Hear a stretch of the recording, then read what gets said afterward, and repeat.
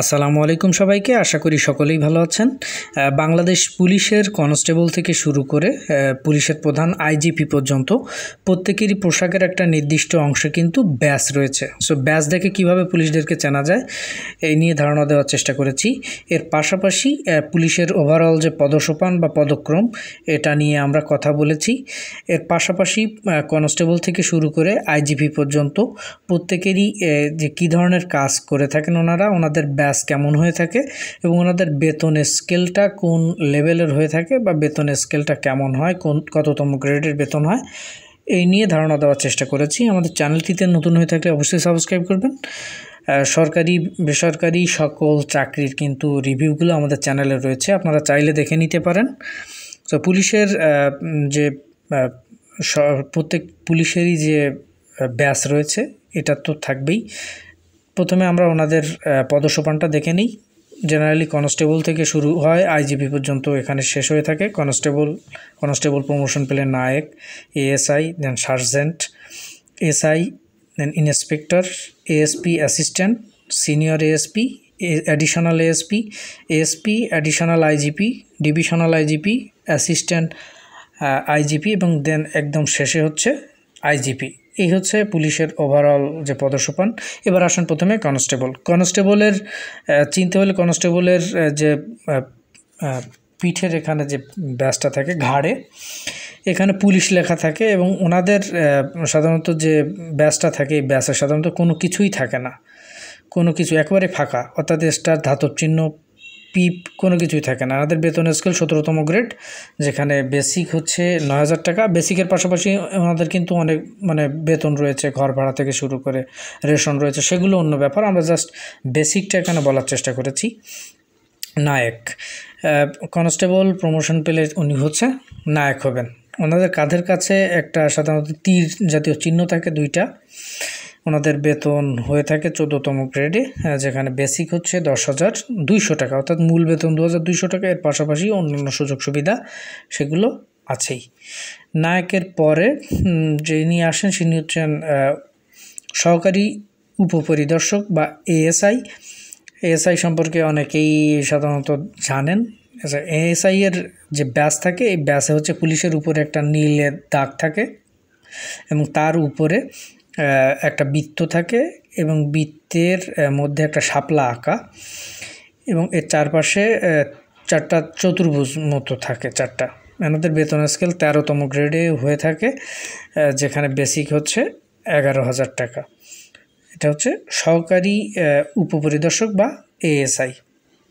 Sergeant, যিনি constable হিসেবে নিয়োগ পান, তিনি সাধারণত পরিশেষে বা চাকরির শেষ পর্যায়ে কনস্টেবলে থেকে উনি সার্জেন্ট হন।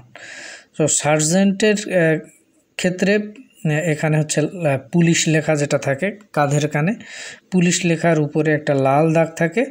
এরপরে ওই যে দুইটা বৃত্ত এবং বৃত্তের চারপাশে চতুর্ভুজ আকৃতির থাকে চারটা। এই ওনাদের বেতন হচ্ছে 10ম গ্রেডে হয়ে থাকে সার্জেন্টের, যেখানে বেসিক হচ্ছে 16,000 টাকা। এরা হচ্ছে সার্জেন্টের পরে যেটা আমরা বলি উপপরিদর্শক, পুলিশের উপপরিদর্শক, এসআই সবচেয়ে পরিচিত এবং সবচেয়ে বেশি এনারাই কিন্তু ফিল্ড লেভেলে সবচেয়ে বেশি কাজ করে থাকে পুলিশের সব কিছু ইনভেস্টিগেশন, ইনকোয়ারি বা ওভারঅল কার্যক্রমের ক্ষেত্রে। এটা পুলিশ লেখার উপরে একটা নীল দাগ থাকে। এরপরে হচ্ছে ওই যে ত্রিভুজ আকৃতির দুইটা এবং চারপাশে চতুর্ভুজ আকৃতির যে চিহ্ন, এটা দুইটা থাকে। এটা পুলিশের ফিল্ড লেভেলে সবচেয়ে বেশি কাজ করে থাকে এসআই এবং এটা 10ম গ্রেডের একটা চাকরি, যেখানে বেসিক হচ্ছে 16,000 টাকা বেসিকে। এর পাশাপাশি অন্যান্য সুযোগ সুবিধা ওনারা ভোগ করে থাকেন। এটা হচ্ছে পুলিশের উপপরিদর্শক বা এসআই, সাব ইন্সপেক্টর। দেন ইন্সপেক্টর বলতে এনারা হচ্ছে একটা থানায় অনেকগুলো ইন্সপেক্টর থাকতে পারে। কোনো ইন্সপেক্টর ইনভেস্টিগেশনের কাজ করে, কোনো ইন্সপেক্টর সরাসরি যে বিভিন্ন ওনাদের কার্যক্রম থাকে সেটা পরিচালনা করে। অনেকগুলো ইন্সপেক্টরের ভিতরে একজনকে দায়িত্ব দেওয়া হয় ভারপ্রাপ্ত, যিনি এনাদের প্রধান হিসেবে কাজ করে ওই থানার। তিনি হচ্ছেন ওসি বলতে কিন্তু আলাদা কোনো পদ নেই। ওসি হচ্ছে একজন ইন্সপেক্টর ভারপ্রাপ্ত হিসেবে কাজ করে থাকেন ওসি হিসেবে। পুলিশ লেখার উপরে এনাদের কোনো দাগ থাকে না, একটা শাপলার বৃত্ত থাকে এবং চারপাশে ত্রিভুজাকৃতির 4টি চিহ্ন থেকে থাকে। এনাদের বেতন 9ম গ্রেডে হয়ে থাকে, যেখানে এই বেতনের বেসিক হচ্ছে 22,000 টাকা। একজন ইন্সপেক্টর একজন থানার ভারপ্রাপ্ত ওসি হিসেবে কাজ করতে পারেন। দেন অতিরিক্ত পুলিশ সুপার বা ASP, assistant superintendent of police, ASP, BCS দিয়ে নিয়োগ যেটা হয়ে থাকে অফিসার লেভেল। সো বিসিএসের মাধ্যমে নিয়োগ, সেহেতু এখানে পুলিশ লেখা এবং ইন্সপেক্টরের যেমন একটা থাকে, এনাদের হচ্ছে পুলিশ লেখার উপরেও এরকম 2টা থাকে।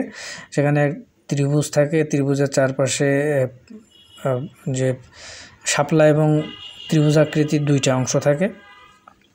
এএসপি হচ্ছে কাজ করে অনেকগুলো থানা মিলে, অনেকগুলো থানা থাকে, অনেকগুলো থানা মিলে একটা সার্কেল থাকেন এবং এই সার্কেলের প্রধান হিসেবে একজন এএসপি দায়িত্ব পালন করে থাকেন।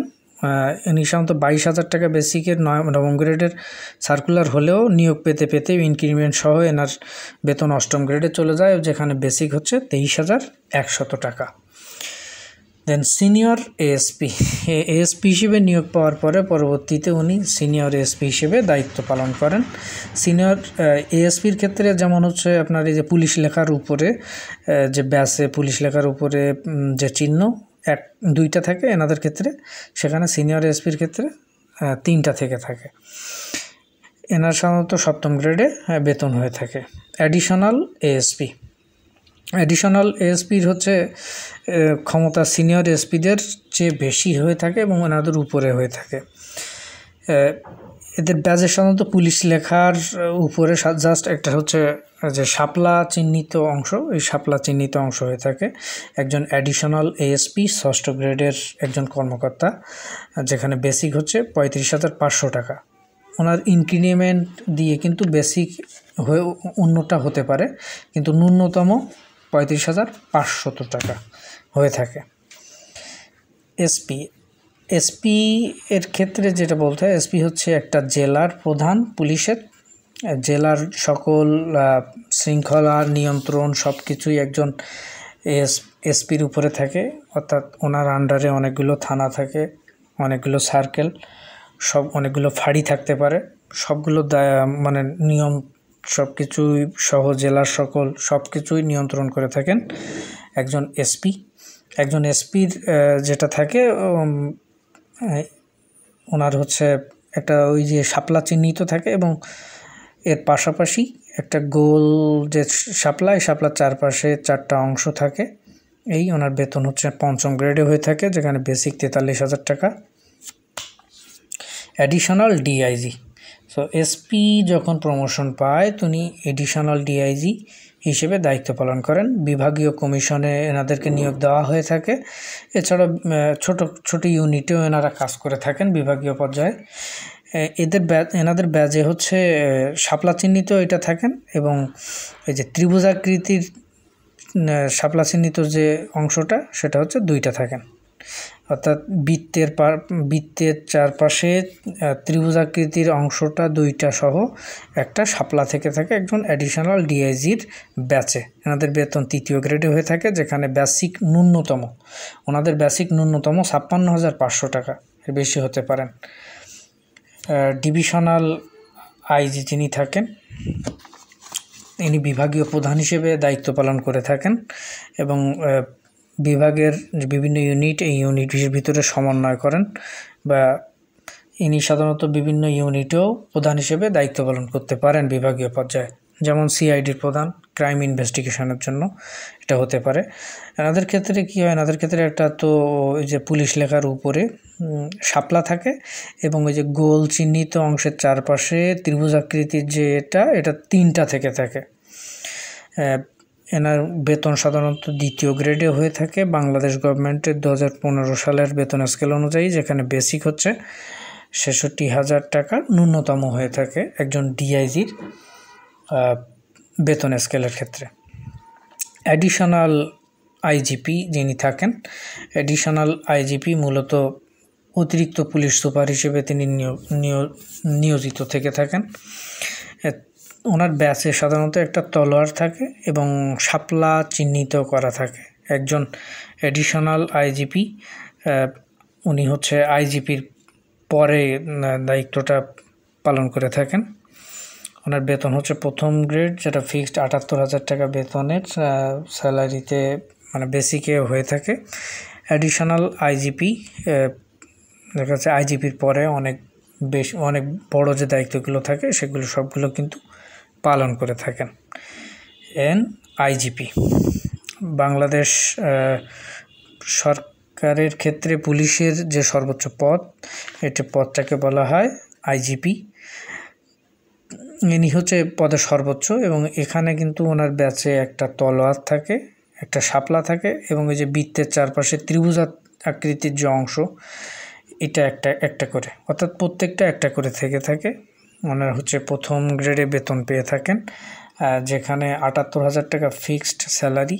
এছাড়া আইজিপি হচ্ছে দেশের সর্বোচ্চ পুলিশের প্রধান, সেই হিসেবে উনি বাংলাদেশ সরকারের গুরুত্বপূর্ণ সব যে সেক্টরগুলো রয়েছে সেসব সেক্টরের ক্ষেত্রে অনেক বেশি সম্মানিত একজন ব্যক্তি হিসেবে দায়িত্ব পালন করে থাকেন। সকলেই ভালো থাকবেন। আসসালামু আলাইকুম।